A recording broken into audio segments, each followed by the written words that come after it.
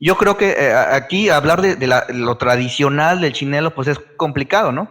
Hablamos ahorita cómo surge en el siglo XIX como una forma de petición de lluvias que se perdió, ¿no? A mediados del siglo XX y se transformó completamente, es una visión, digamos, se pierde el sentido simbólico relacionado con la lluvia, con los fenómenos meteorológicos, pero se convierte en algo muy padre, ¿no? Muy masivo para la mayoría de la población, en donde cualquiera, sin necesidad de estar disfrazado, pues puede participar, ¿no? Activamente, lo cual yo veo que eso fue positivo, ¿no?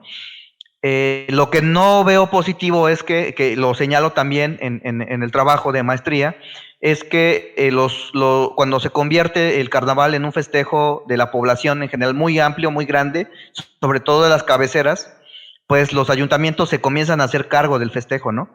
Y entonces ellos empiezan a decir, esto lo vamos a meter, lo vamos a quitar, y entonces le quitan la autonomía a los pueblos, y entonces ya no son dueños de decidir sobre su propio festejo. Y en este sentido, las transformaciones, si la gente participa, si es un chinelo rasta, si es un chinelo con disfraz del América o de Cruz Azul, que también los he visto, pues Ujú. no, o sea, para mí no causa esa problemática, ¿no? La problemática, creo yo, es precisamente que los pueblos, sobre todo las cabeceras, ya no son autónomos para elegir cuál es la dinámica interna misma de los pueblos, ¿no? Porque son los ayuntamientos los que imponen. Entonces, ahí yo veo más preocupante el asunto, más la estética misma del disfraz.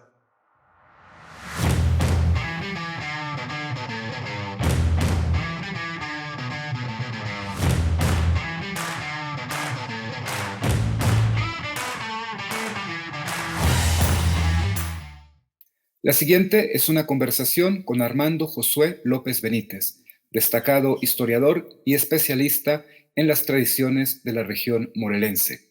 Es licenciado y maestro en Historia por la UAM Iztapalapa y doctor en Estudios Mesoamericanos por la UNAM.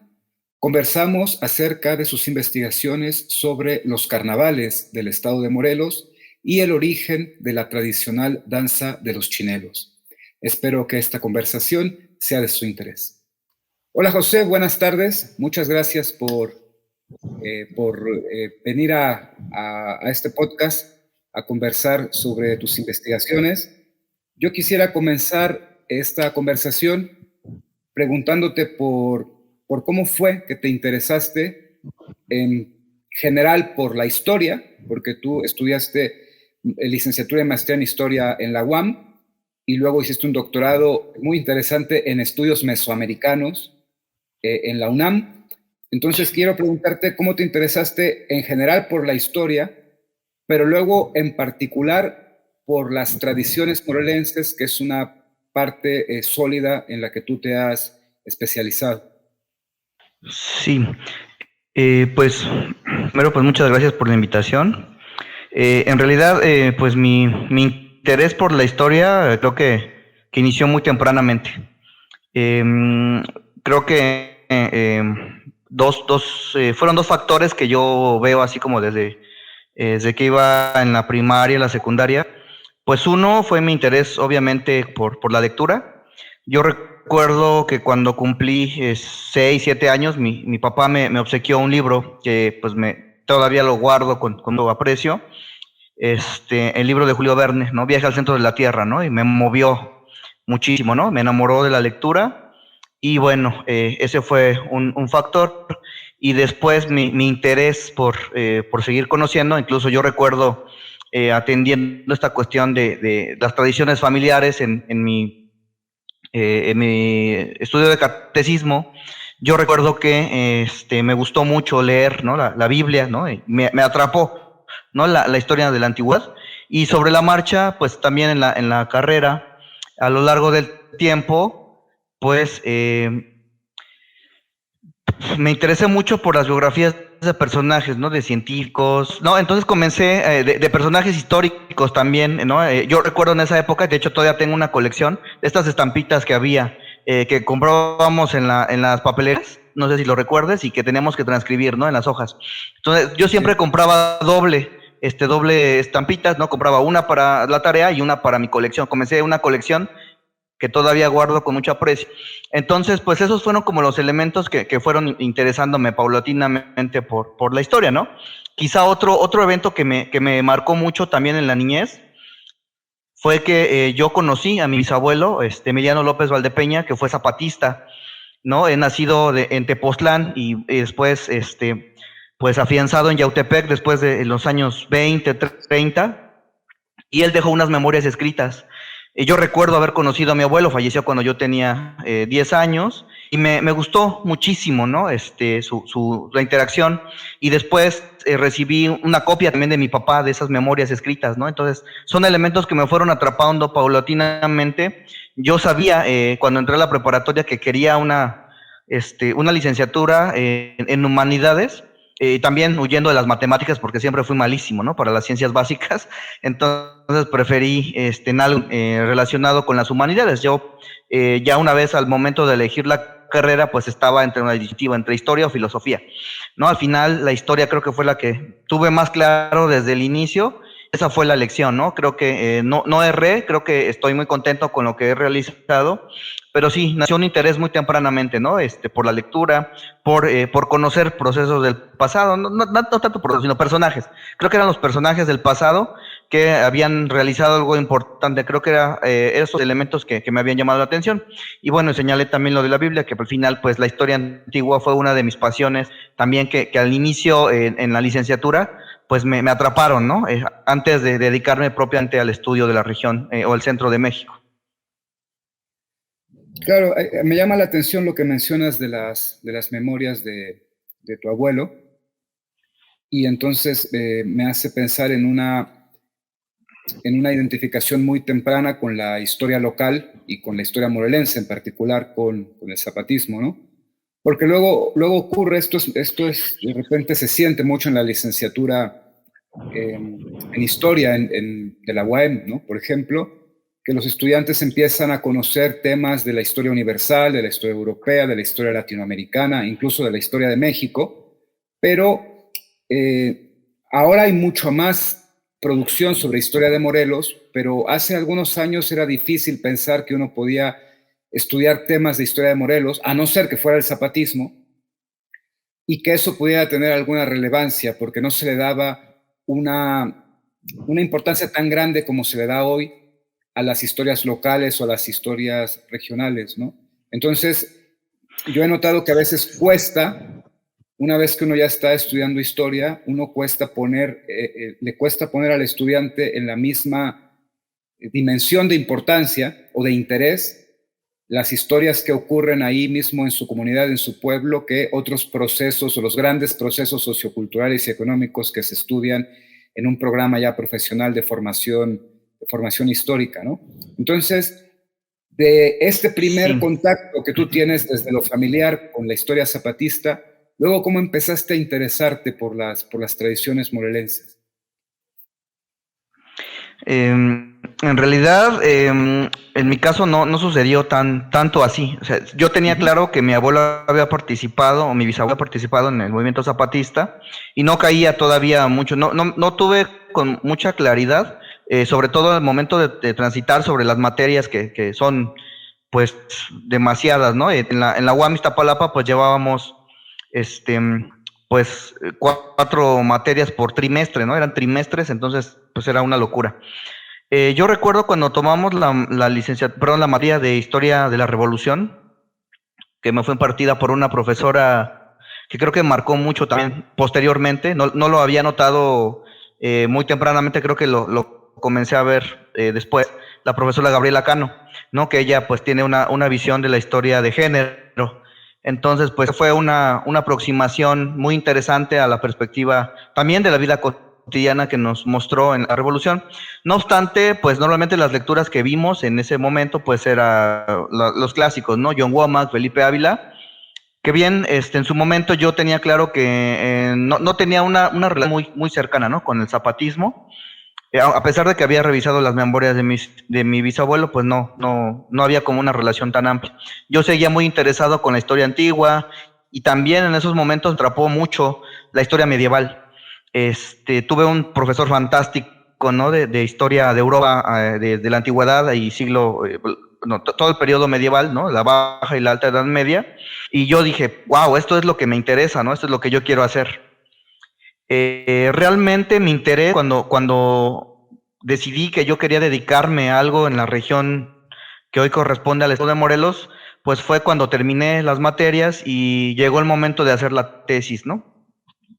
Entonces, tuve ahí como otro tema adyacente que me había estado haciendo mucho ruido desde siempre, que era la historia del carnaval, ¿no? Que era el brinco del chinelo particularmente, no propio del carnaval, sino el brinco del chinelo, que fue algo que me motivó, que siempre me gustó mucho, ¿no? Desde que era un niño. También mi abuelo, el hijo de Emiliano López, mi abuelo Fausto López, él cuando yo era niño a los 5 años me mandó a hacer mi primer traje de chinelo y pues dije, me agradó bastante, ¿no? Y nunca más me quité el traje.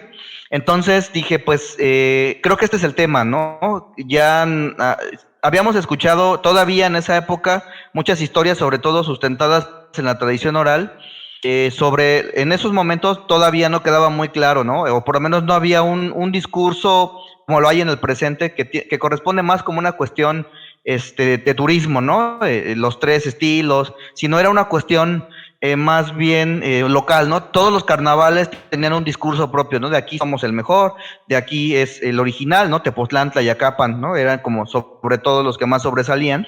Entonces, pues no satisfacían digamos, mi necesidad de conocer. Entonces, pues decidí, este es el tema, ¿no? Este es el tema que quiero estudiar. Y yo recuerdo mucho que en esa época, terminando la licenciatura con mis amigos y personas, yo decía, es que la historia del zapatismo no me interesa mucho en el momento porque pues ya está, yo tenía la idea, ya está escrito, ¿no? Y ya no hay mucho que aportar. Obviamente, pues no, una visión muy joven, no lo tenía muy claro. Decidí que era el carnaval, el tema, los orígenes del brinco del chinelo, y en eso me enfoqué.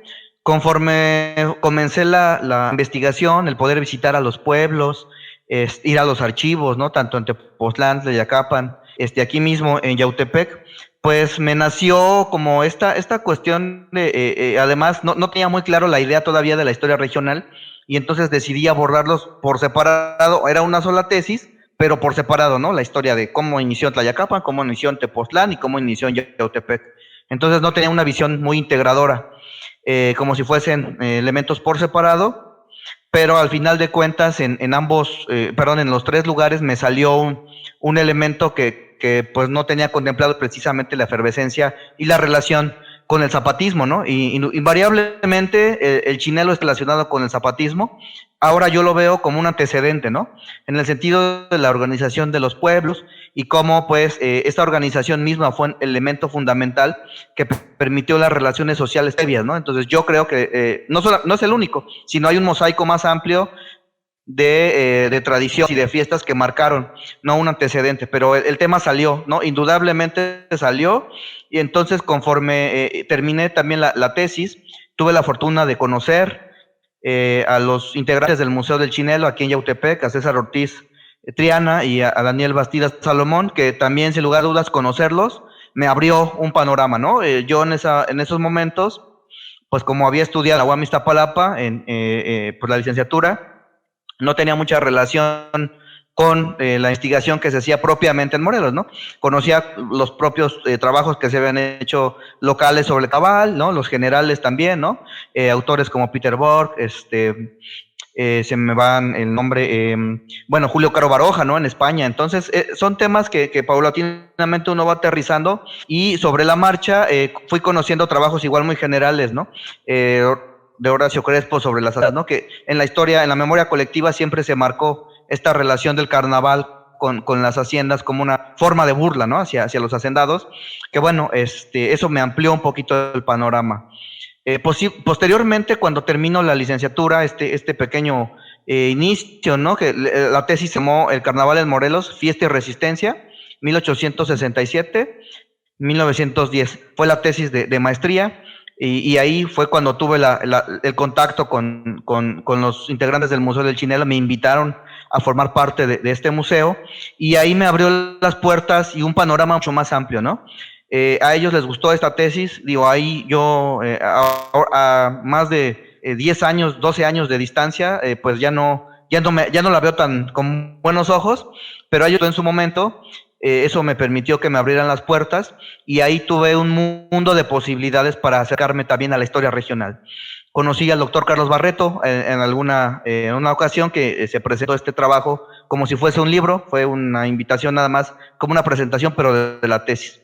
Conocí a la doctora Lourdes Arispe, ¿no? Que fue una de las comentaristas también, y a la maestra en ese doctora Edith Pérez Flores, que bueno, también trabaja en el CRIM de la UNAM, con parte de este tema de patrimonio cultural, ¿no?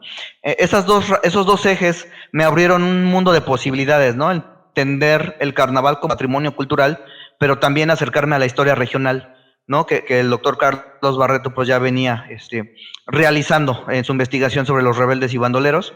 Entonces, ellos dos, cuando entré a la maestría, pues fueron, tanto la doctora Edith como el doctor Carlos Barreto, fueron parte de mi de maestría, y eso también me abrió un mundo de posibilidades. En la maestría también la posibilidad de trabajar con el doctor Carlos Illades, ¿no? Un investigador pues muy reconocido, sobresaliente, pero él me puso algo muy claro. Yo, cuando entré a la maestría, tenía claro de hacer una segunda parte, ¿no? Vamos a trabajar ahora desde... en la historia del carnaval hay un tema. Inicia la revolución y se para el festejo y reinicia hasta los años 20. Yo decidí en la maestría realizar la segunda parte, ¿no?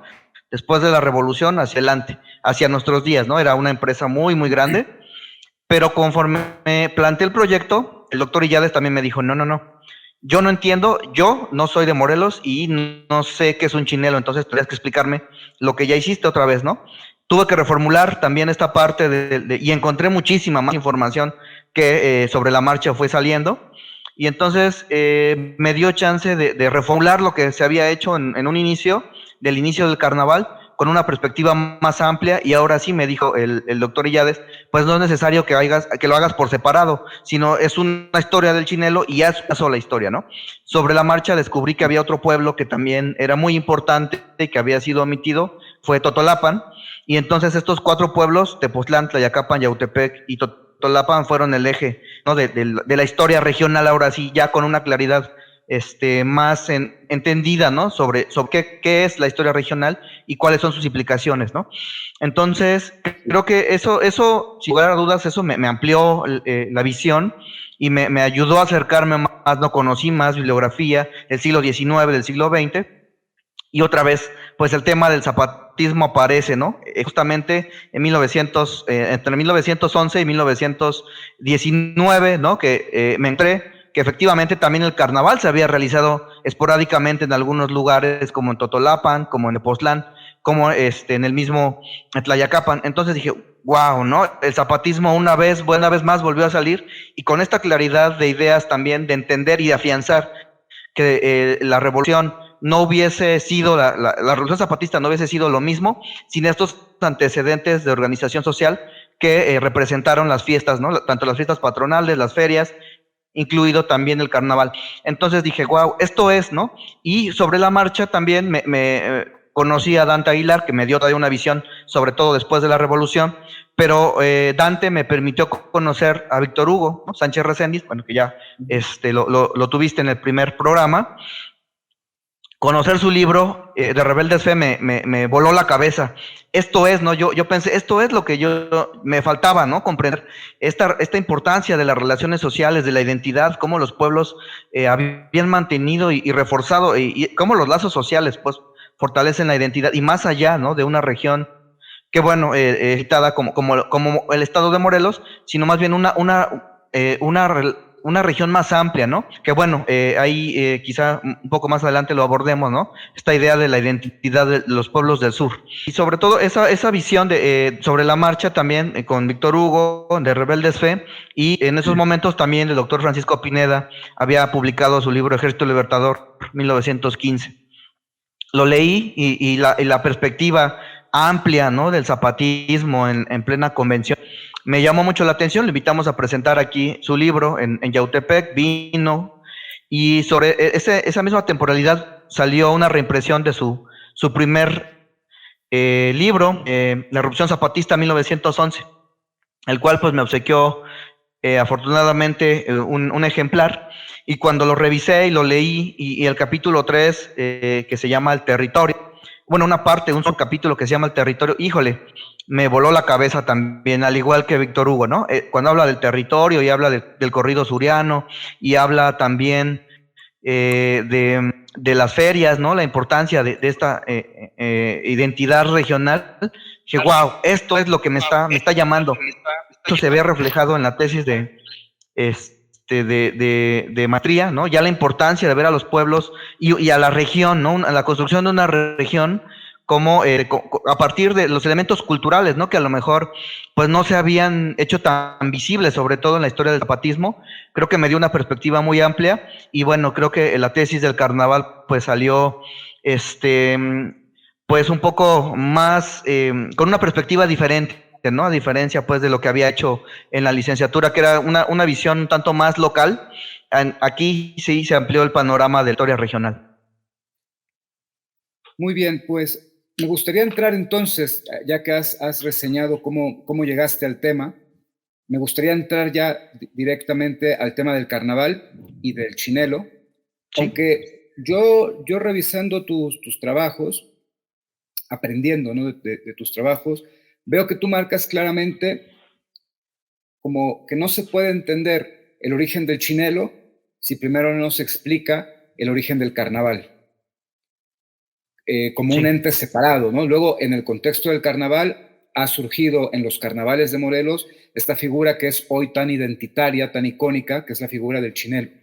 Pero tú empiezas de manera muy acertada, contextualizando cómo surge en el centro de México la tradición del carnaval a mediados del siglo XIX, aunque tú lo pones muy concretamente en el año 1867, a finales de, digamos, en la época de la República restaurada.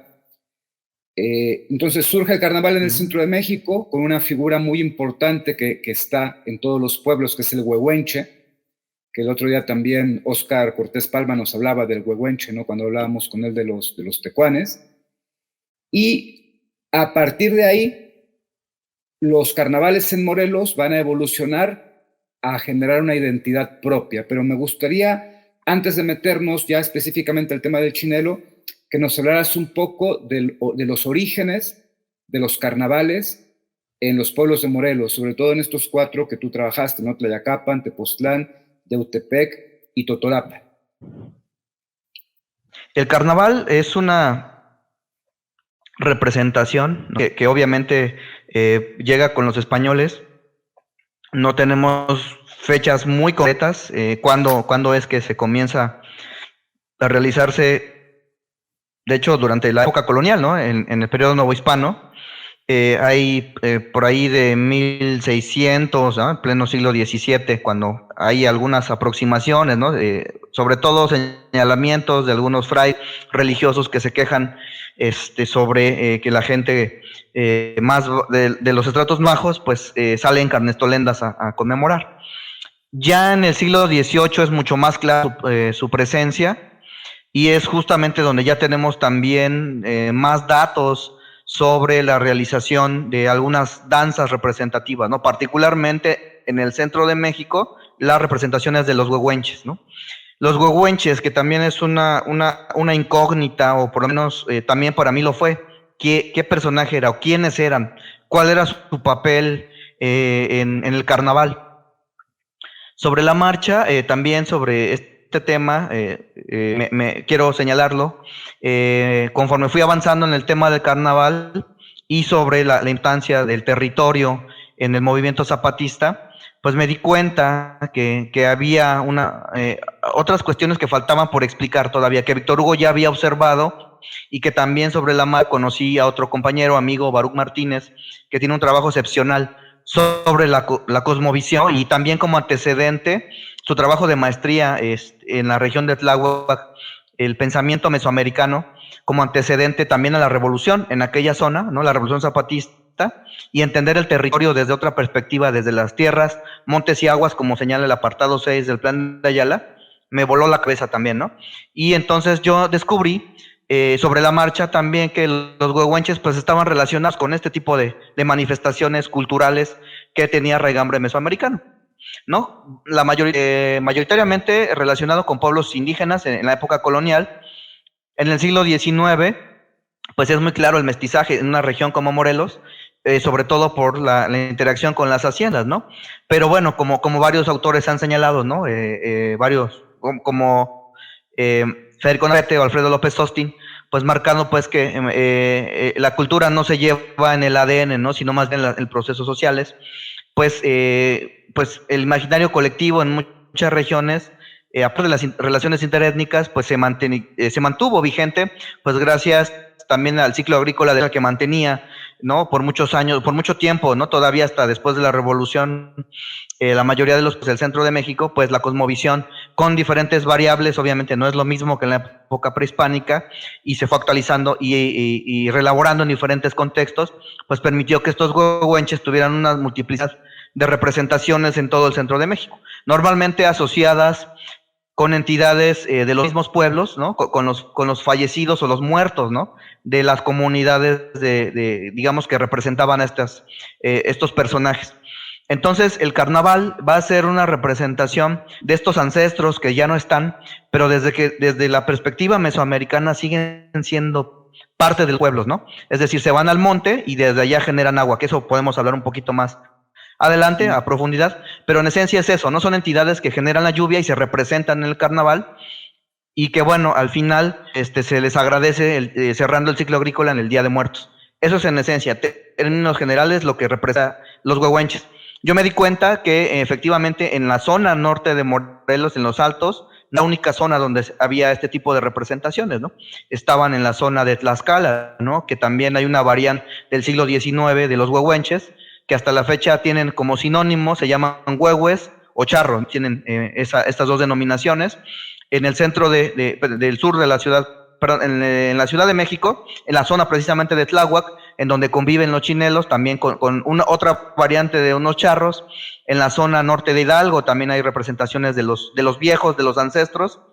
Siempre está ese papel central. Dije, wow, ¿no? Eso hay que profundizar en esta parte. Me marcó mucho, ¿no? Conocer también otros trabajos de carnaval en el centro de México. Puedo señalar particularmente un excepcional trabajo que se ha hecho sobre la danza de la culebra, precisamente la danza de los charros en Tlaxcala, ¿no? De Fernando Serrano, que bueno, después se convirtió en un amigo muy, muy cercano, y cuando leí su trabajo, también me cambió y me amplió el mundo de posibilidades de ver que precisamente la cosmovisión mesoamericana, reelaborada, ¿no? Sin que necesariamente sea igual, ¿no? Insisto que en la época prehispánica, pues se mantenía vigente en el siglo XIX. Dije, esto es algo que seguramente está en relación con el nacimiento del chinelo. Me mostró y vi fotos, ¿no? De las representaciones de los charros y cómo danzan. Encontré similitudes con el chinelo, ¿no? Desde los sombreros, que están, que tienen pues la parte superior más, y bueno, con sombreros que son como que de forma cónica, que bajan, y que bueno, lo dice abiertamente en su libro, ¿no? En su trabajo, pues representan la lluvia, ¿no? Con adornos normalmente que brillan, ¿no? Y que pues también se ve claramente pues en el disfraz del brinco del chinelo. ¡Órale! No, me voló otra vez la cabeza y dije, tengo que profundizar en esta parte. Sobre la marcha he ido también ampliando en la tesis de doctorado, también toqué el tema y ya propiamente relacionado con la cosmovisión mesoamericana, ¿no? Sí encontré elementos que permiten señalar que originalmente el brinco del chinelo tenía una relación con el ciclo agrícola, ¿no? Y sobre todo como una danza de petición de lluvias, que bueno, sobre la marcha pues lo ha ido perdiendo, ya después de la revolución en los años 30, 40, pero, se pierde la parte simbólica, pero se gana una parte más comunitaria, ¿no? Y masiva, donde la gente participa, básicamente a grandes rasgos, ¿no? Y yo creo que ahí eso ha sido lo que nos ha como dificultado mucho entender un poquito la parte histórica, ¿no? Historizar este proceso de cambios, ¿no? A veces en la memoria de los pueblos sí te marcan muchas pautas que puedes comprobar a través de la documentación, pero hay veces que te desvía un poco, ¿no? Entonces yo creo que hay saber cómo mediar, ¿no? La cuestión de las fuentes, de saber interpretarlas y relacionarlas, ¿no? Históricamente, cuáles son los elementos que te permiten vislumbrar esta ruptura entre la continuidad y las cuestiones que son nuevas y que se van agregando, ¿no? En la cosmovisión, o que definitivamente se van perdiendo, ¿no? Yo creo que en este sentido, la historia del carnaval me ha hecho abrir la perspectiva en más danzas y más rituales, más representaciones también sobre mitos y leyendas en la misma región, pero en esencia el brinco del chinelo nace en el siglo XIX como una danza de petición de lluvias y sobre todo entender que para los pueblos mesoamericanos hay una cuestión que es primordial de la relación con el territorio y con los elementos meteorológicos, con la naturaleza. Entonces, el poder comparar el brinco del chinelo en los inicios con otras danzas, ¿no? Que algunas son paralelas en el siglo XIX, que siguen teniendo vigencia y han perdido su sentido simbólico, pues me ha permitido entender, por ejemplo, que hay otras representaciones en otras latitudes también de Mesoamérica, en donde hay una danza, el chinelo, por ejemplo, en Tepoztlán, Tlayacapan, Yautepec y Totolapan, se danzaba hasta los años 50 siempre en el centro de los pueblos, en un sentido levógiro, ¿no? Es decir, haciendo como una especie de remolinos, ¿no? En sentido opuesto a las manecillas del reloj. No era lo único, ¿no? Hay otras danzas que sí lo siguen manteniendo. Insisto, hoy día la mayor de estas partes se ha perdido, pero eso era un indicativo de algo, ¿no? O sea, la relación con lo mesoamericano y además con los elementos meteorológicos de la naturaleza, una petición de lluvias. Posteriormente, también al ampliar esta visión, por ejemplo, de Tepoztlán es clarísimo, que el reto al teposteco se realiza, es una fiesta de mantenimientos, es decir, y el maíz ya está crecido, entonces ahí la gente de Tepoztlán lo dice todavía, ¿no? Es si el teposteco está molesto y no sale bien pues nos manda una granizada y hay que hacerlo bien, ¿no? Con gusto. Me marcó una línea, ¿no? El carnaval y la danza del chinelo estaba relacionada también con el sentido meteorológico, ¿no? Están representando propiamente digamos, una culebra de agua que es, más adelante, una de estas entidades, el mismo Teposteco es una entidad que se le atribuye, ¿no? Tener estos elementos de control sobre los elementos, meteorológicos, ¿no? Y bueno, en esencia, esto fue lo que he encontrado en el siglo XIX. Bueno, quisiera detenerme un poco, ¿no? Pero es muy interesante todo lo que acabas de contar. Esta conexión con el mundo mesoamericano, con los rituales de petición de lluvias. Yo sé que tú tienes además por ahí un artículo sobre las ofrendas a los airecitos, de los aires, ¿no? Que yo encontré algo similar en Coatetelco, en donde también en los rituales de petición de lluvias, los ejidatarios salen a determinados puntos del campo, entre ellos la pirámide en Xochicalco, la zona arqueológica, a pedir las lluvias, ¿no? Y todos estos rituales, estas danzas, están muy conectadas a ese universo mesoamericano que pervive, ¿no? Ahora, hay otra dimensión que tú señalas muy bien en tus trabajos, volviendo al tema del carnaval y de la danza de los chinelos, que es la dimensión de la conflictividad socioeconómica y en realidad de las relaciones de poder. Porque esta es quizás la interpretación que más se ha popularizado entre la gente de Morelos. Si a cualquier persona de Morelos le preguntáramos sobre el chinelo, es muy común que te respondan que es una burla a los españoles y específicamente a los hacendados españoles, ¿no? A los dueños de las haciendas. Entonces tú hablas de esta conflictividad porque sabemos que en el territorio de Morelos hay una dinámica social muy fuerte entre los pueblos y haciendas que viene desde la época virreinal, y al llegar al siglo XIX esa conflictividad sigue muy, muy viva. Los pueblos tienen conflictos por tierras y por aguas contra las haciendas, y eso hace que en determinado contexto, que tú señalas ahí la década de 1870, 1880, esa conflictividad social va a adquirir en los rituales forma. Y entonces en el carnaval vamos a ver cómo las cuadrillas de trabajadores de las haciendas, cuadrillas de trabajadores temporales, van a empezar a hacer mofa tanto de los curas como de los españoles en general, como de los hacendados en particular. Todavía sin que eso se transforme en algo tan concreto como la danza del chinelo. pero simplemente en los carnavales están los huehuenches y están todas estas burlas a las clases dominantes, por llamarlo de alguna manera, ¿no? Y entonces ahí se conecta todo lo que acabas de explicar anteriormente de la visión mesoamericana, pero se conecta también con el contexto de las luchas sociales del momento, ¿no? Entonces, ¿qué nos puedes abundar sobre esta segunda dimensión? Sí, justo, nuevamente retornando al trabajo de Fernando, ¿no? Y también él encontró exactamente lo mismo que en Tlaxcala, dicen lo mismo, ¿no? También era la burla al hacendado, ¿no? Esta actualización de los huehues o los charros en aquella zona.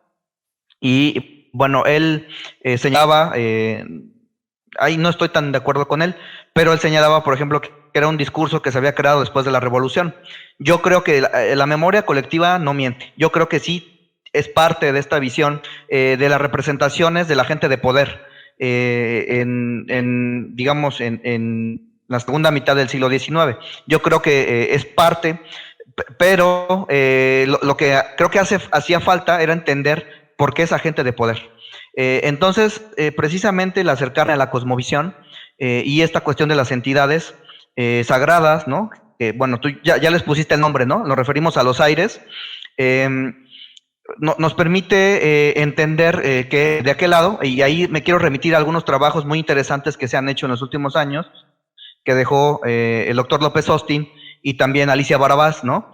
Que, bueno, ellos señalaban, por ejemplo, y estas son conclusiones que he llegado últimamente, que digamos que son complementarias. Ellos señalan, por ejemplo, que estas entidades tienen una estructura social, es decir, es como si fueran un espejo. O sea, estas entidades son allá abajo del inframundo, donde nace el agua y donde es la fertilidad de la tierra, pero tienen una estructura, hay jefes, hay trabajadores, entonces no es casual. No es casual que en el siglo XIX surgiera, por ejemplo, la figura atendiendo, pues, en estas entidades, por ejemplo, como el charro negro, ¿no? Que es una entidad que es de las poderosas, que tiene como múltiples funciones, como entre asustar, pero también generar la lluvia. Siempre aparece donde hay agua, ¿no? Y donde hay cerros. Es una entidad, pues, relacionada con la gente de poder, ¿no? Es un charro, ¿no? No es casual o relativamente proporcional a que las danzas en el centro de México están relacionadas con curas, con charros, ¿no? Con capataces, ¿no? Hay la danza de los vaqueros, por ejemplo, que también es región, ¿no? En Coatetelco, por cierto, pues siempre se representa en la estructura social de los pueblos. Es en el siglo XIX, estamos hablando, ¿no? La danza de los vaqueros, la danza de los arrieros, son representaciones de la estructura social de la época. Pero si lo trasladamos a esta visión de los espejos que señala López Austin, que digamos el inframundo es un reflejo de lo que sucede aquí, te da la razón por qué.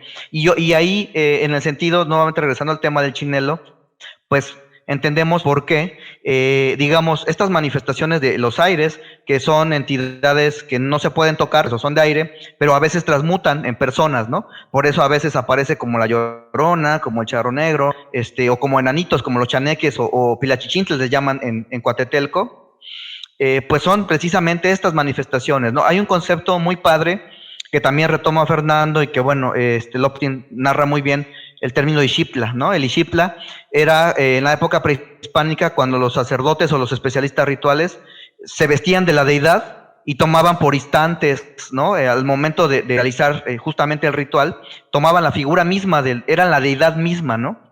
Entonces, si lo trasladamos al siglo XIX, pues nos señala pues que tanto los chinelos como los vaqueros, como los charros, pues son actualizaciones de ese Ixipla, ¿no? De ese modelo del Ixipla, que insisto, ¿no? Es de raigambre mesoamericano, y entonces podemos encontrar estas dos raíces, ¿no? Cuando se habla de que es la burla al español, al hacendado, pues están hablando de la gente de poder, se están representando a estas manifestaciones etéreas, ¿no? Que son los aires, pero no se deja de lado la parte terrenal, ¿no? Que es decir, se está representando a las poderosas, a las entidades más poderosas, en este caso, pues los charros, pero también, pues, ¿quiénes son los charros en el plano existencial o terrenal? Pues son los hacendados, ¿no? Son normalmente los que se asociaban, ¿no? Con este poder. Al diablo, por ejemplo, que también se le asocia con los aires, siempre se decía, viste como gachupín, viste de charro, ¿no? Entonces, pues uno puede entender que en las danzas de tradición mesoamericana, que no solamente hablamos de Morelos, ¿no? Por ejemplo, en los pueblos otomís, en Hidalgo, hasta la fecha se sigue representando el diablo, por ejemplo, ¿no? Como la entidad que da la lluvia. Entonces, yo creo que va en ese sentido, ¿no? O sea, la memoria colectiva no miente cuando se habla de la burla al hacendado o la representación del hacendado, o a lo mejor esta idea de la burla es como, sí es más contemporánea, pero sí se representaba a la gente de poder, pero en relación también con estas entidades, ¿no? Claro, sí. Ahí otra vez conectando lo mesoamericano con la conflictividad social, porque como bien dices, no necesariamente tendría que ser el hacendado, porque quizás ahí ya luego el agrarismo de la Revolución Mexicana pues construyó la imagen del hacendado diabólico, y eso pues añadió otro elemento, pero sí a lo mejor del español, o sí a lo mejor del catrín, o sí a lo mejor del personaje poderoso en el ámbito local, quien quiera que esté fuera, ¿no? Y entonces ahí ya a mí me gustaría pasar ahora sí a cómo aparece la figura del chinelo ya concretizada en estos carnavales morelenses. Ya podemos hablar de Morelos hacia finales del siglo XIX.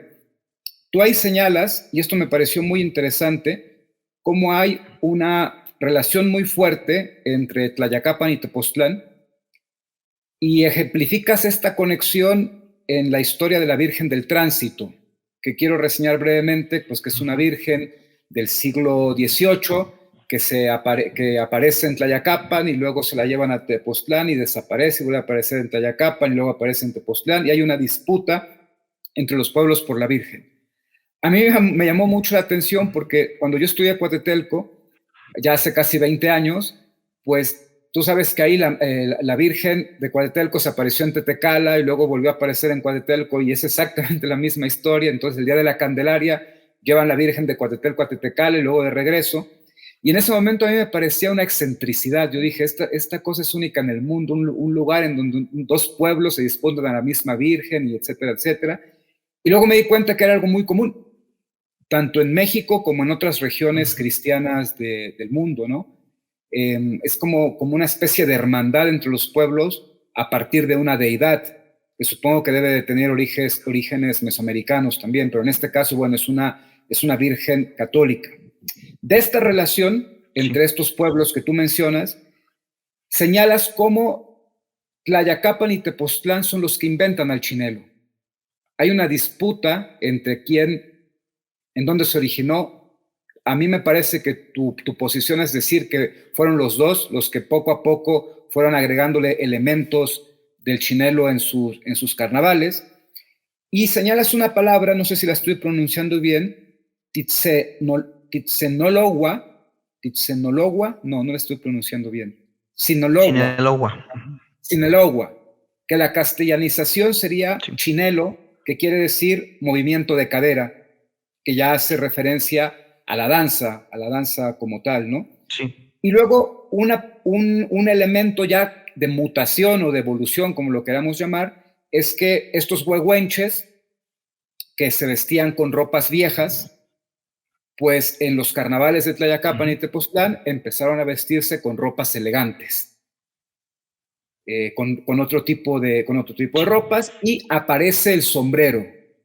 Aparece el sombrero de copa alta, que en algunos lados es más alto que en otros, pero aparece el sombrero, aparece el traje ya más vistoso, no harapo, sino un traje más vistoso, se modifica la misma máscara del huehuenche, y entonces empieza a adquirir forma lo que hoy todos los morelenses conocemos como el chinelo. ¿Qué puedes agregar sobre este origen compartido? ¿Tú sigues sosteniendo que es un origen compartido del chinelo entre Tlayacapan y Tepoztlán, o se ha identificado un origen más preciso? Yo me mantengo firme, ¿no? Que yo insisto que el chinelo es una construcción regional. Yo no podría otorgarle particularmente alguno. Pues considero que, digamos, no es una cuestión espontánea que un día señalaron a alguien, ya soy chinelo y ya tenía todos los elementos.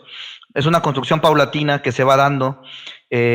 Obviamente hay que tener muy claro que en esa época el carnaval era un conglomerado de rituales y de cuestiones que se hacían, que se realizaban. O sea, el chinelo y los huehuenches convivieron.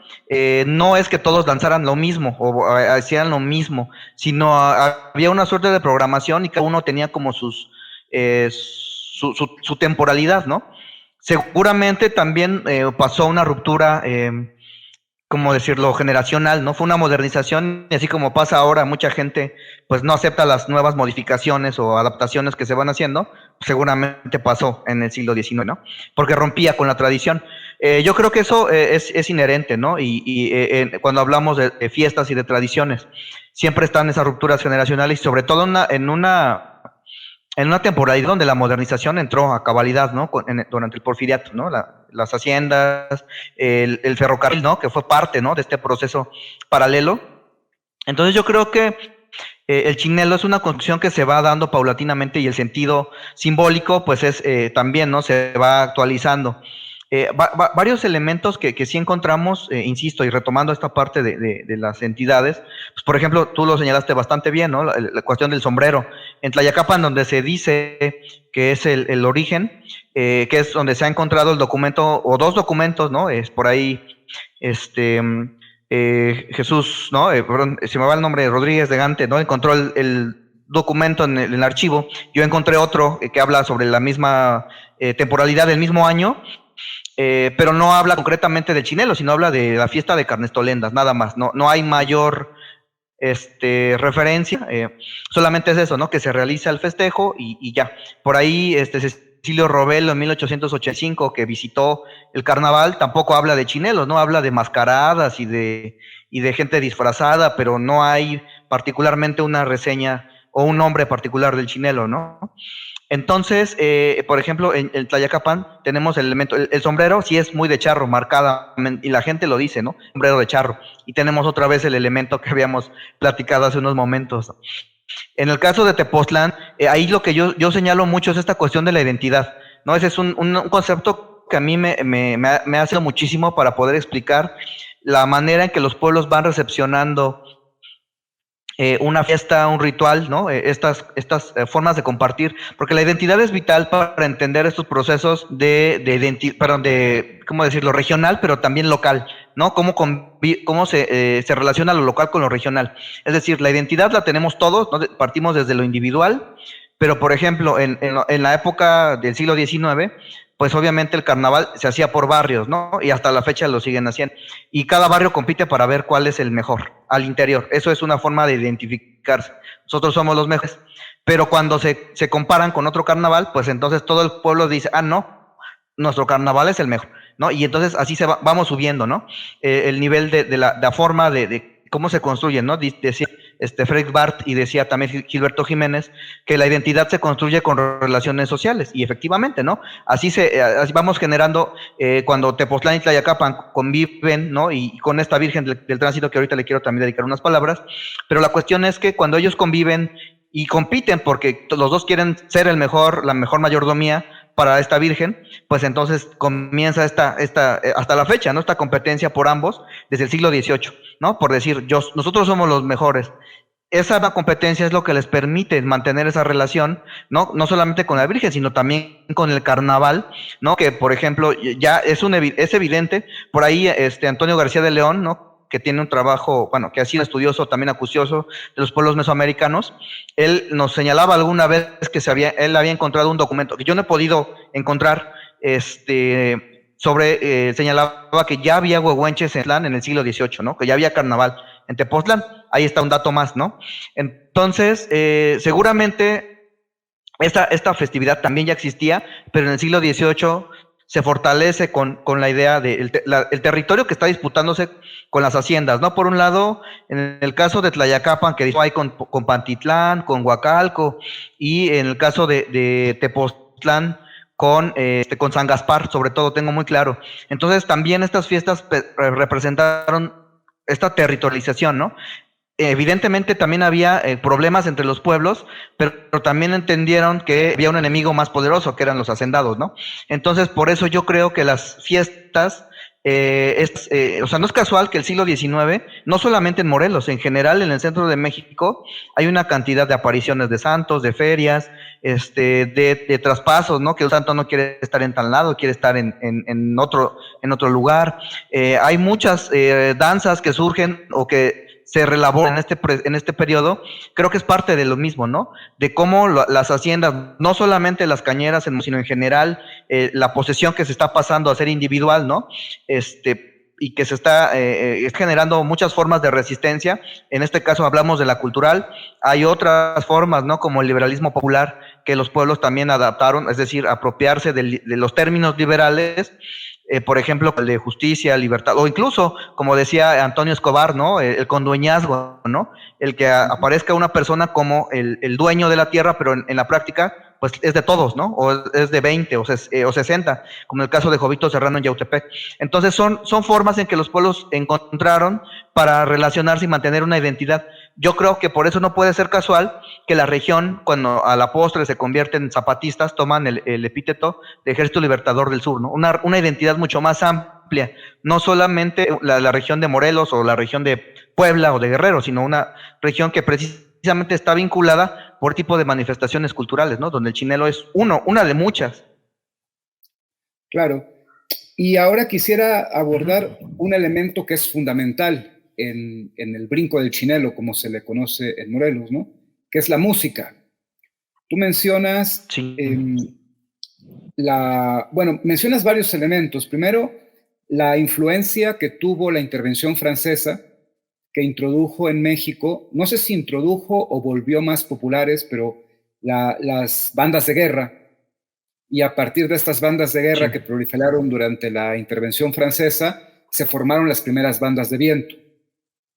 Y en el caso del territorio de Morelos, surgió en Tlayacapan una banda que tú la mencionas como la de los Alarcones, que es el antecedente directo de la famosa banda de Tlayacapan, lo que luego va a ser la banda de Tlayacapan, ¿no? Y el otro elemento que tú mencionas, o sea, es decir, el primer elemento es, hay una influencia de las bandas militares de la intervención francesa, que se transforman en bandas de viento en los pueblos.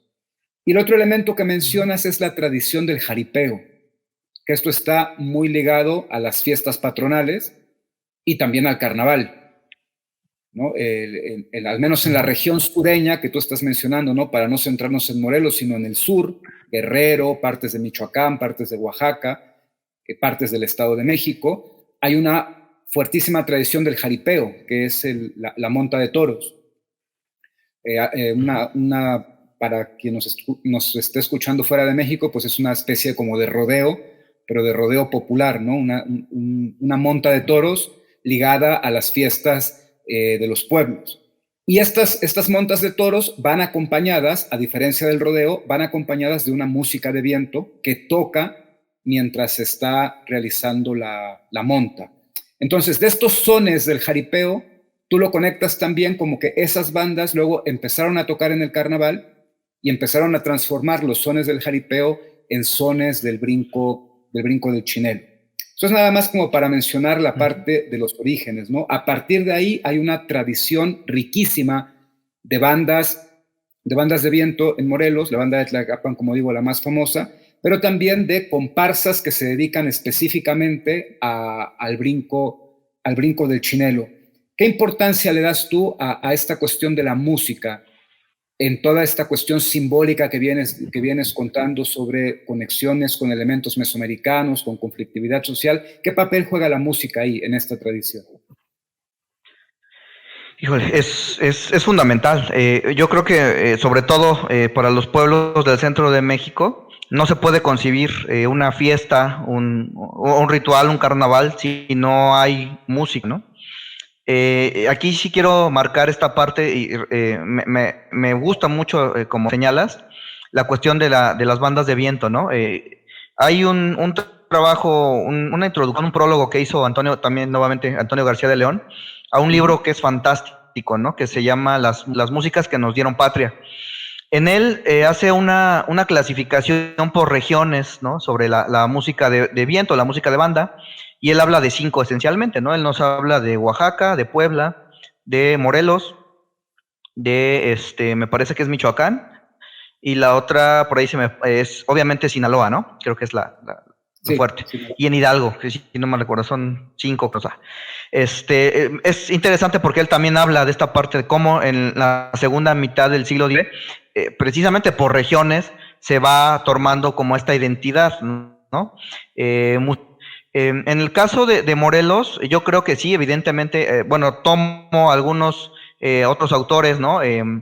Que nos hablan también sobre la música de viento y cómo también fue influenciada, porque no solamente es la llegada de las bandas de guerra, que bueno, recordemos que durante la intervención francesa, pues Francia siempre fue un modelo a seguir para los gobiernos liberales, ¿no? Incluido, bueno, obviamente el de Porfirio Díaz, pero a lo que quiero señalar es que siempre fue un sinónimo de modernidad, ¿no? Entonces también el ejército y la música, bueno, o las piezas que interpretaban, pues eran un elemento que obviamente, tanto, eso sí no hay como una distinción, ¿no? Tanto en las ciudades como en los pueblos, pues siempre la modernidad llega, ¿no? Eso también creo que falta como ver, en general, cuando hablamos de pueblos, ver que nunca están aislados del exterior, ¿no? Siempre lo que pasa afuera les impacta. Entonces yo creo que también en este sentido, el entender que las bandas de viento fueron influenciadas por las bandas de guerra, yo creo que sí, pero también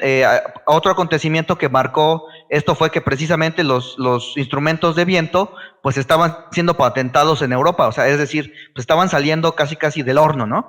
Entonces pues también fueron un símbolo de modernidad y de hecho no es una cuestión que sea como muy ¿cómo decirlo?, desconocida, que en el siglo XIX, pues tener una banda de viento era un sinónimo para los pueblos de señalar que somos los mejores, ¿no? Por ahí Víctor Hugo en De Rebeldes Fe lo señalaba, ¿no? Somos un pueblo muy moderno, tenemos una banda de viento, era un sinónimo de prestigio. Por eso no es casual que tanto en Tlayacapan como en Tepoztlán pues hayan tenido sus propias bandas de viento desde el siglo XIX, ¿no?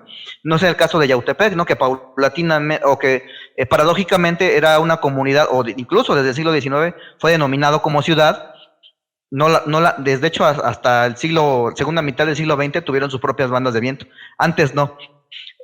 Más prestigioso, ¿no? En el caso de Totolapan, además, ¿no? Que dentro de todo esto, dentro de las 4 comunidades que hemos señalado, pues sería en la cuestión económica, Totolapan sería como el más desventajoso, pero a la vez fue el que mayor fusión a las bandas de viento le ha hecho, ¿no?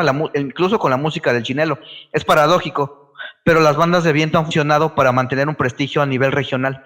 Entonces no es casual que en el siglo XIX, cuando estamos hablando de esta disputa territorial entre pueblos, entre haciendas, pues también las bandas de viento pues funcionaron como un catalizador, ¿no? Es decir, si contratamos una banda de aquel pueblo, pues vienen, y es otra forma de territorialización, ¿no? Evidentemente hoy no lo vemos tan claro, porque contratas una banda, el mismo día llegan y el mismo día se van, pero en esa época no, tratabas una banda, tardaban tiempo en llegar, y obviamente se quedaban a pernotar, ¿no? El día o los días de fiesta, y regresaban hasta que culminaba, ¿no? El jaripeo, pues obviamente también fue un sinónimo ¿cómo decirlo?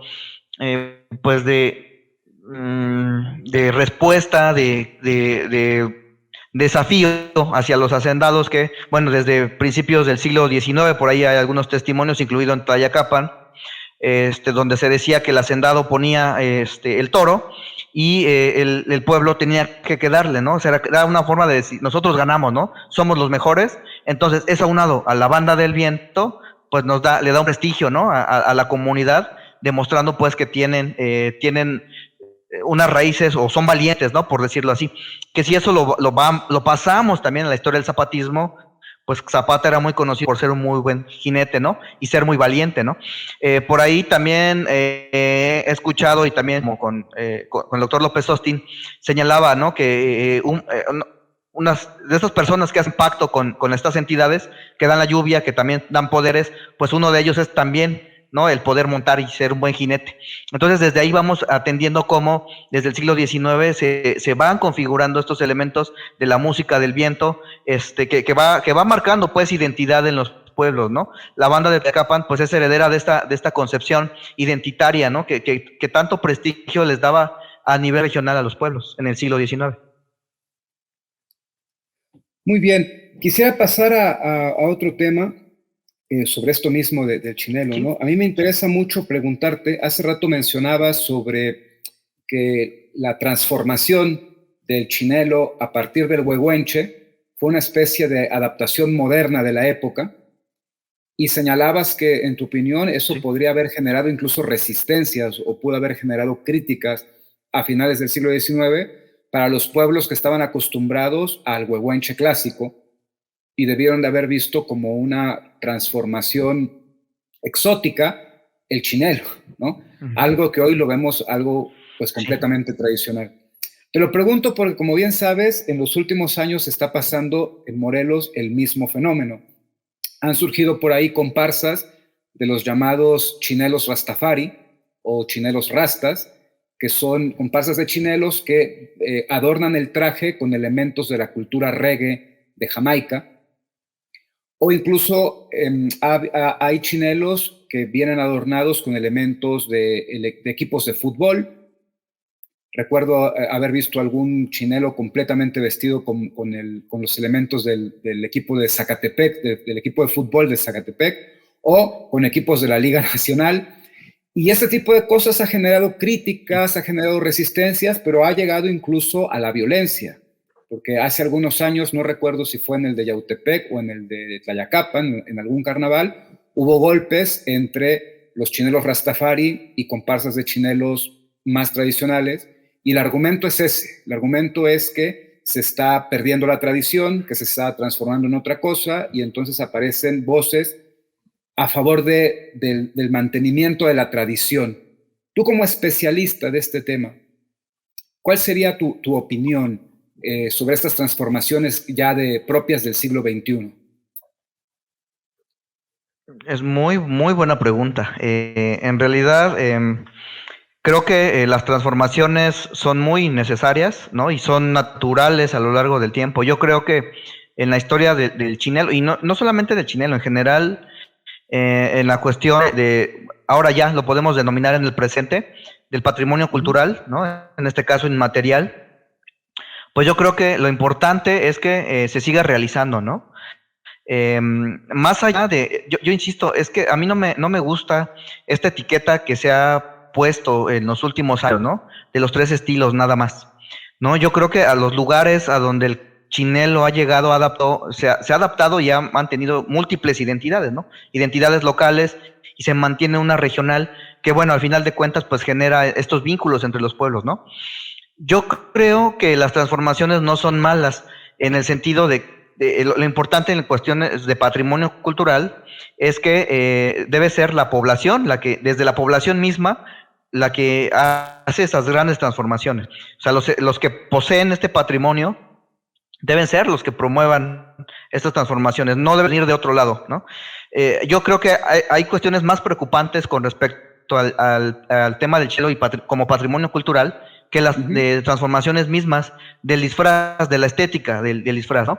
Yo creo que aquí hablar de lo tradicional del chinelo, pues es complicado, ¿no?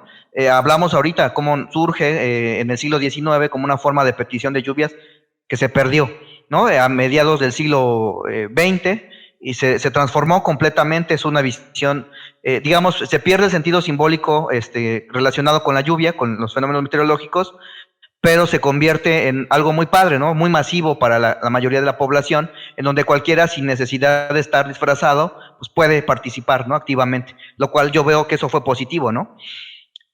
Lo que no veo positivo es que lo señalo también en el trabajo de maestría, es que cuando se convierte el carnaval en un festejo de la población en general muy amplio, muy grande, sobre todo de las cabeceras, pues los ayuntamientos se comienzan a hacer cargo del festejo, ¿no? Y entonces ellos empiezan a decir, esto lo vamos a meter, lo vamos a quitar, y entonces le quitan la autonomía a los pueblos, y entonces ya no son dueños de decidir sobre su propio festejo. A mí me parece que a la fecha es más preocupante la intervención de los ayuntamientos que se encargan de generar contratos con cerveceras, de decir, en el caso de Yautepec, por ejemplo, el desfile, que son más comerciales que importancia de los chinelos, ¿no? Entonces creo que hay cuestiones que son más difíciles o que son más complicadas de ver en este sentido, en sentido de la organización, porque el chinelo no solamente es la estética de los tres estilos, ¿no? Yo pongo en comillas, yo creo que es más importante ver la organización, quién participa ¿no? O sea, cuando hablamos de patrimonio, es qué papel juega tanto el que compra la bebida, la música, el que pone la comida, los que organizan las comparsas. O sea, es mucho más profundo que solamente la estética del carnaval. Y en este sentido, las transformaciones y la gente participa. Si es un chinelo rasta, si es un chinelo con disfraz del América o de Cruz Azul, que también los he visto, pues no, o sea, para mí no causa esa problemática, ¿no? La problemática, creo yo, es precisamente que los pueblos, sobre todo las cabeceras, ya no son autónomos para elegir cuál es la dinámica interna misma de los pueblos, ¿no? Porque son los ayuntamientos los que imponen. Entonces, ahí yo veo más preocupante el asunto, más la estética misma del disfraz. No, es que me parece muy, muy importante esto que estás señalando, ¿no? Porque es señalar precisamente que la esencia de esta tradición es que es una tradición comunal y tú lo has señalado en tus trabajos, empieza también como un elemento de rebeldía ante el poderoso, como un elemento de resistencia ante el poderoso, ¿no? Señalabas, yo quisiera leer una cita que aquí encontré en uno de tus trabajos, que dice: los dominados crean un discurso oculto, una crítica a espaldas del poder, y la danza de los chinelos se encaja perfectamente en esta cita, ¿no? Es una crítica a espaldas del poder, a espaldas de los hacendados, a espaldas de los curas, a espaldas de las autoridades locales. Entonces, claro, como tú bien estás señalando, la principal contradicción es que ahora sean los ayuntamientos, que para nada hoy los ayuntamientos son percibidos por la gente como parte del pueblo. Ahora digamos que los ayuntamientos son percibidos como parte de la opresión y no como parte de lo comunitario. Eso sería otro tema, discutir por qué los ayuntamientos son percibidos así, ¿no? Tiene que ver con la crisis de los partidos políticos, tiene que ver con el sistema político mismo, pero sí es una gran contradicción esto que señalas, ¿no? Y se ha reflexionado poco sobre eso, cómo esta tradición tiene que estar, por poner el ejemplo más inmediato que se me ocurre, exactamente como la Semana Santa. Porque la organización de la Semana Santa ni siquiera tiene un control total el cura párroco de cada localidad. Son los mayordomos, son las cofradías, o es la sociedad organizada la que se hace cargo de la Semana Santa y no la autoridad de la iglesia. Entonces sería muy raro ver que de repente en algún pueblo la Semana Santa la organizara el ayuntamiento. Y eso es efectivamente lo que está pasando con el carnaval y con el chinelo, como tú comentas, ¿no? Entonces quizás esa parte sí debería de ser más preocupante en cuanto a mantener la tradición, al hecho de que haya chinelos rastas o chinelos con equipos de fútbol o otro tipo de evoluciones que seguramente iremos viendo con el paso del tiempo, ¿no? Sí, claro. Yo creo que estas manifestaciones, lo que tú señalabas, por ejemplo, ¿no? Los chinelos rastas, los equipos, pues al final lo que están representando, pues es lo que para la gente es importante, ¿no? Lo que traen en mente, en la cabeza, y al final, pues, yo creo que sí hay cuestiones, creo que, bueno, tú lo acabas de sintetizar bastante bien, ¿no? A lo mejor en el presente ya no vemos muy cercano el brinco del chinelo a la acción de la religiosidad popular, ¿no? Que yo por ejemplo, estas representaciones de Semana Santa, o por ejemplo, la Flor de Pericón, todo es parte, ¿no? El 18 de septiembre, o el Día de Muertos, ¿no? Que todas son manifestaciones que tienen que ver con el ciclo agrícola, ¿no? A lo mejor lo que nos, en el presente, sobre todo, insisto, ¿no? Subrayar esto después de la revolución, cuando la educación llega a los pueblos y la ruptura con la vida campesina, ¿no? Ya no hay una relación concreta, pero yo creo que estaríamos hablando de prácticamente lo mismo, ¿no? Como el carnaval, la Semana Santa, pues están íntimamente ligados y son manifestaciones de la religiosidad popular. A lo mejor lo vemos separado porque ahora pensamos que los santos y los aires son diferentes, pero bueno, eso ya lo platicaremos después, ¿no? Tienen la misma función. Al final, el ciclo agrícola es su chamba, ¿no? Es hacer llover. Y yo creo que pues sí ha pasado por este proceso, ¿cómo decirlo? No solamente el carnaval, creo que también ha pasado, por ejemplo, en Tepoztlán con el reto al Teposteco, que es el otro festejo que se lo ha apropiado el ayuntamiento, ¿no? Y decide. Ahora, también la cuestión que a mí me parece preocupante es a nivel estatal, ¿no? Porque es lo mismo, ¿no? Es el gobierno del estado, no el actual, sino desde antes ya se viene manejando esta idea, ¿no?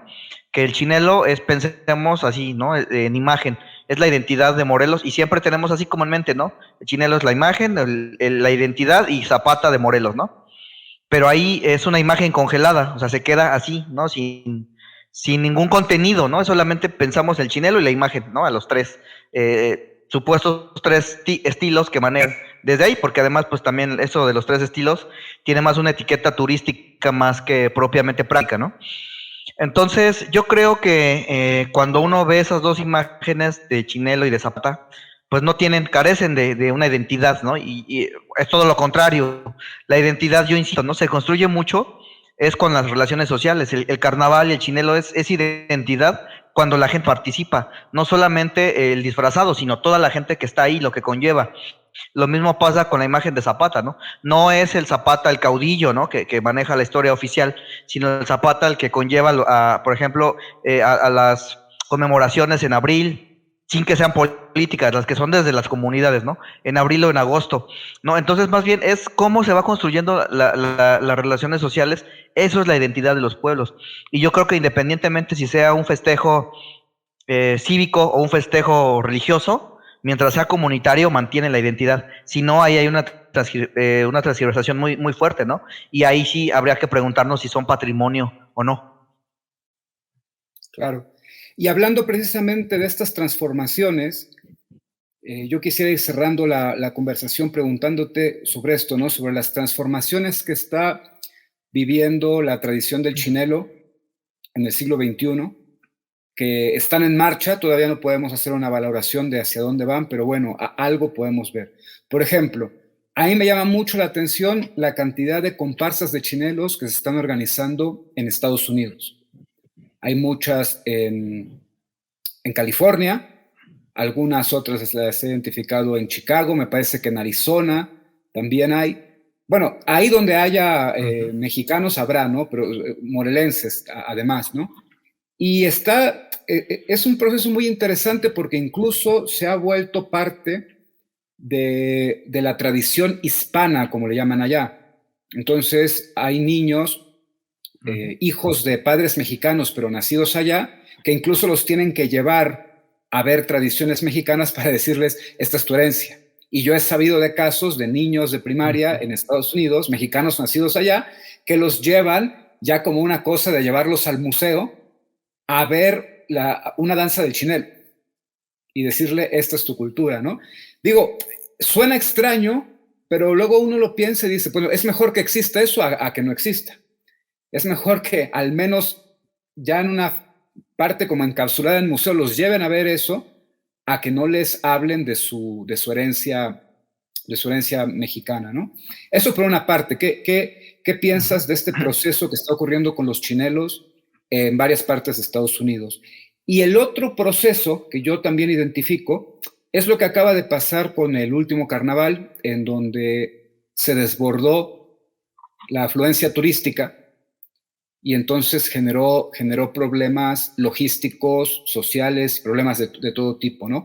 Que es el hecho de que el turismo esté muy ligado a la economía de los pueblos de Morelos, que eso podríamos valorar si es positivo o si es negativo, ¿no? De entrada uno diría, es positivo porque el turismo genera riqueza económica, y eso no puede ser malo. Pero, ¿por qué es que los pueblos de Morelos no tienen otras formas de generar riqueza? Y una de las pocas a las que se tiene acceso sea precisamente el turismo, y para generar turismo se tenga que comercializar sus tradiciones culturales, se tenga que comercializar su identidad comunitaria y su identidad cultural. Entonces, en ese sentido, los carnavales de Morelos están adquiriendo una dimensión turística muy grande, pero al mismo tiempo ese crecimiento los está desbordando, porque quizás no son comunidades que tengan la infraestructura para recibir a la cantidad de gente que puede llegar a un carnaval, a la que hoy somos capaces de convocar por redes sociales. Quizás nunca hemos tenido esa capacidad tan grande de convocar a una cantidad de gente así, y entonces los pueblos se están viendo desbordados porque no tienen accesos suficientes, no tienen estacionamiento suficiente, no tienen servicios suficientes, y todo eso ha generado un caos, ¿no? Esto es lo que puede llegar a generar una tradición tan arraigada como la tradición del chinelo, ¿no? Por una parte, exportamos la cultura a otro país, como en el caso de Estados Unidos, y por el otro lado, la cultura nos desborda en el sentido turístico en nuestras propias comunidades. ¿Qué piensas tú como especialista en el tema de estos procesos que se están viviendo ya en el siglo XXI en torno a la danza del chinelo? Sí, empezamos con la del chinelo en Estados Unidos. Híjole, bueno, las dos en realidad son muy buenas preguntas, ¿no? Yo creo que en el caso del chinelo en otras latitudes, particularmente en Estados Unidos, lo que nos sigue mostrando es precisamente lo que he venido señalando, ¿no? Esta necesidad del ser humano por identificarse, ¿no?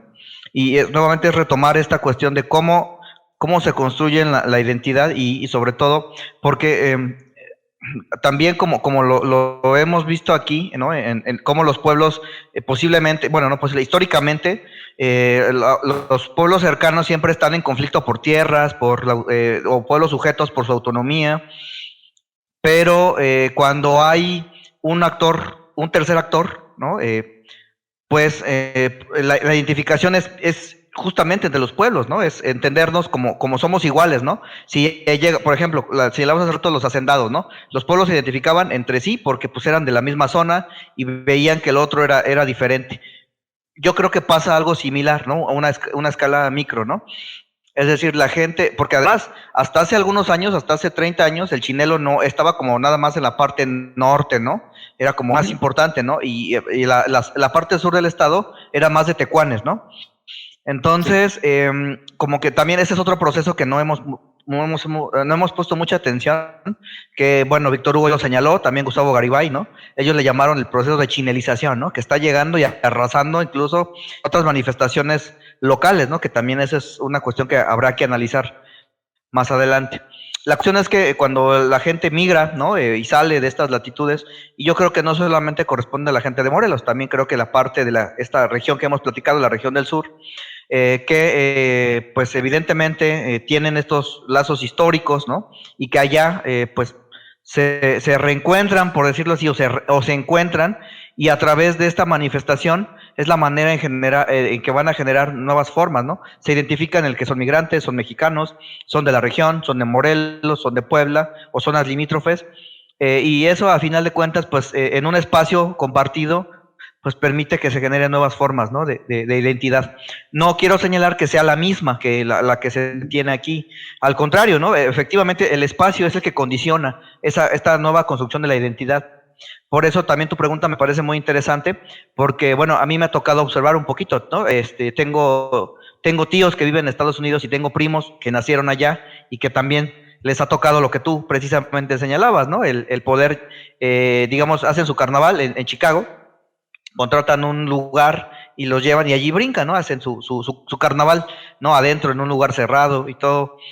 Y bueno, no les es ajeno.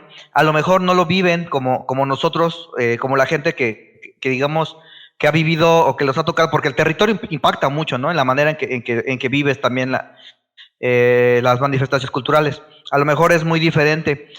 Por ejemplo, también hace unos meses platicaba con Cordelio Santamaría, ¿no? El director de la banda de Tlayacapan, y él me decía que para él es muy importante el poder ir a Estados Unidos para enseñarle a los músicos el poder interpretar los sones de chinelo de manera, digamos, más correcta, ¿no? Porque ya pues son músicos normalmente improvisados, que no tienen como mucha noción, ¿no? De lo que es el carnaval en general. Y bueno, él planteaba esta posibilidad de ir, de enseñarles y que pues se sientan también la gente que es migrante, los que sí nacieron acá de este lado, pues se sientan más apegados todavía, ¿no? A esta tradición, porque también el hecho de que la música se vaya transformando, pues en este caso, digamos, no necesariamente que sea bueno o malo, no lo quiero señalar así, pero que la música cambie en otro contexto y en otro lugar, pues evidentemente hay como una identificación diferente, ¿no? Entonces, pues yo creo que sí es muy interesante cómo la gente, a pesar de la lejanía, y yo creo que eso que tú señalabas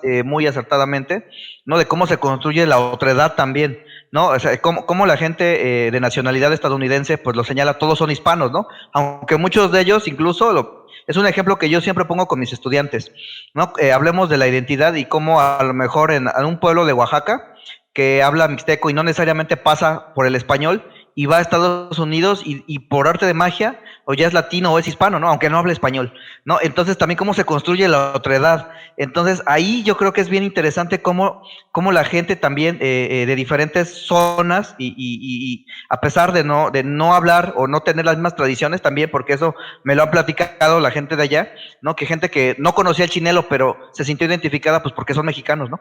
Entonces también es una nueva forma de construir, ¿no?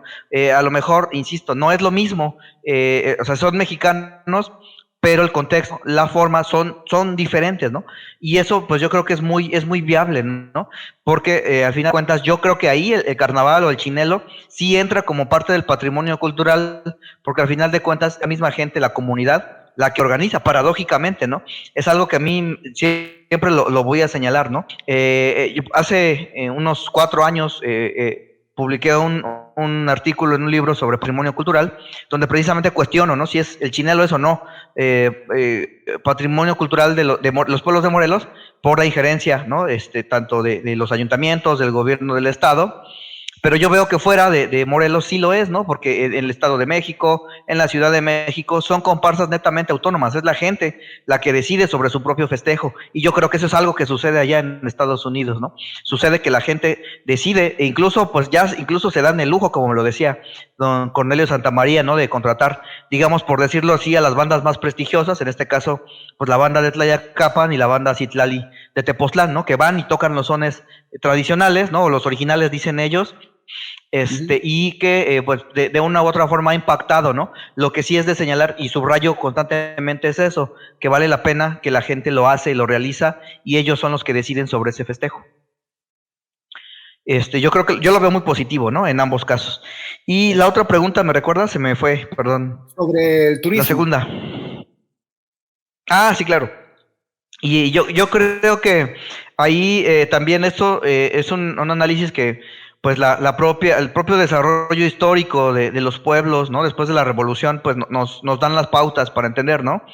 Por ahí hace algún tiempo revisé un trabajo de Aura Hernández que pues me pareció muy interesante, que hablaba precisamente cómo este paso, lo dice tal cual, ¿no? Este paso del Morelos rural y campesino al Morelos del turismo y de casa de descanso, ¿no? En los años 50, 60, y bueno, no es casual, ¿no? Por ahí también hay un trabajo muy interesante sobre un primer club de golf que estaba realizando en Tepoztlán, o se quería realizar desde los años 60, ¿no? Y que pues no se quitaron los dedos renglón hasta los años 90 y bueno, y todavía hasta hace poco seguía con la misma problemática.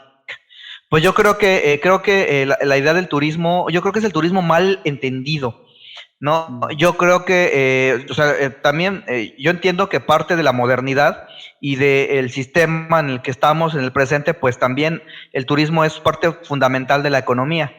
El problema, creo yo, es que regresamos al mismo tema.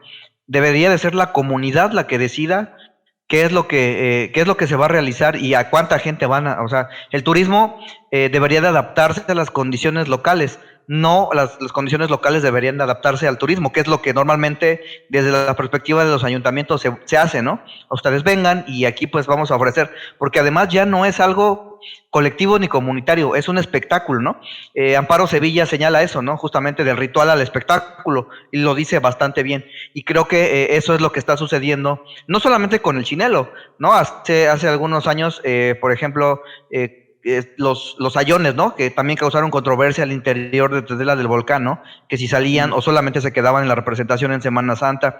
Los tecuanes últimamente también, ¿no? Han sido muy recurridos para ofrecerlos como un show, ¿no? Como un espectáculo, completamente ajenos a su sentido simbólico y a su territorio. Digo que tampoco es malo, pues, o sea, la gente debería de tomar conciencia, creo yo, de que el patrimonio es de ellos y ellos deciden qué es lo que quieren hacer con sus representaciones. Y eso es lo que debe, digamos, la cuestión es esa, ¿no? Lo que a mí me causa como pesar es eso, que, o sea, tampoco veo mal el turismo. La cuestión es que la gente debería de ser consciente de que el patrimonio es de ellos, no de los turistas ni del ayuntamiento. Entonces yo creo que ahí ese es lo que a mí me hace mucho ruido, ¿no? En el presente, que la gente pues ha dejado perder la autonomía de sus tradiciones. Pues al final de cuentas ese era el sentido también de cualquier representación, ¿no? La organización social que dio, yo insisto, ¿no? Yo siempre voy a subrayar que yo pude comprender que el zapatismo se nutrió de esto, de la acción comunitaria, precisamente porque tenían la experiencia acumulada de las apariciones de los santos, las ferias, las fiestas patronales, los carnavales, ¿no? Infinidad de rituales y de fiestas que le dieron sentido a la vida cotidiana de los pueblos mientras ellos decidieron sobre su propio espacio. Y eso es lo que se ha perdido, ¿no? Entonces, yo coincido plenamente. A veces también estas categorías de patrimonio cultural, eso es lo que conllevan, ¿no? Paradójicamente, por ejemplo, me llega el caso que siempre platico también con mis estudiantes, la Pirecua en Michoacán, ¿no? Que los últimos en enterarse fueron los portadores de la tradición. O sea, el gobierno del estado y la Secretaría de Cultura decidieron que iba a ser patrimonio, lanzaron la convocatoria, la ganaron, y pues los portadores de la tradición fueron los últimos en enterarse que la Pirecua ya era patrimonio cultural inmaterial. Entonces a veces eso también conlleva, ¿no? La intromisión de actores externos, ¿no? Que conlleva a la pérdida de autonomía y pues precisamente al poner en peligro las tradiciones, porque yo creo que en ese va, ¿no? Yo creo que pone más en riesgo este tipo de intromisiones externas que si alguien utiliza un disfraz de rasta o de un equipo de fútbol, ¿no? Yo creo que la cuestión es la organización y cómo la gente se identifica, porque deja de ser un festejo de la comunidad al fin de cuentas. Claro, claro, y como has señalado en esta plática, ¿no? La evolución, las transformaciones, no nada más son imparables, son también indispensables para que la tradición siga viva, se vaya adaptando a los tiempos, pero claro, tiene que ser en un sentido orgánico, no en un sentido artificial, que es cuando entra la política o los intereses económicos, cuando se va desvirtuando en un sentido completamente artificial. Pues bueno, yo te quiero dar las gracias, Josué, por esta plática tan interesante. La verdad que he aprendido mucho y estoy seguro que a los que nos escuchan también les ha sido de mucho provecho. Contigo podemos platicar también de un montón de cosas más porque, bueno, eres un historiador destacado, tienes otros temas en tu campo de especialidad. Hablamos un poquito de las ofrendas a los aires, que me gustaría conversar contigo en otra ocasión.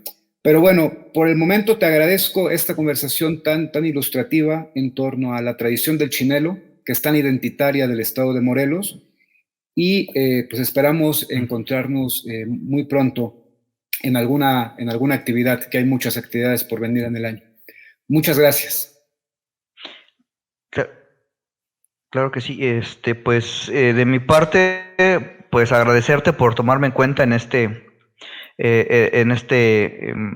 podcast, en principio pues porque, bueno, yo también lo he señalado, pero pues yo admiro tu trabajo, ¿no? Uno de los que yo primero leí fue el azúcar, tu tesis de maestría, que yo dije, wow, ¿no? Me cambió el panorama, ¿no? Las dulzuras de la libertad, ¿no? Es un trabajo que también me ayudó mucho a comprender el siglo XIX, ¿no? En Morelos, y posteriormente el liberalismo popular que publicaste en un libro con el doctor Horacio Crespo, ¿no? El librito de historia regional, que también fue muy, y que, bueno, ha impactado también en mi trabajo, particularmente en el de Jovito Serrano, que es Yautepec, ¿no? Cómo se interpretó el liberalismo. Entonces yo me siento muy halagado, honestamente, de estar aquí contigo. Te agradezco mucho por la invitación y pues igual abierto para cuando se requiera, pues aquí estamos, abiertos siempre a participar. Pues muchas gracias por tus palabras, muchas gracias por tu participación y gracias a todo el auditorio que nos esté escuchando. Nos despedimos y hasta la próxima. Hasta luego, muchas gracias.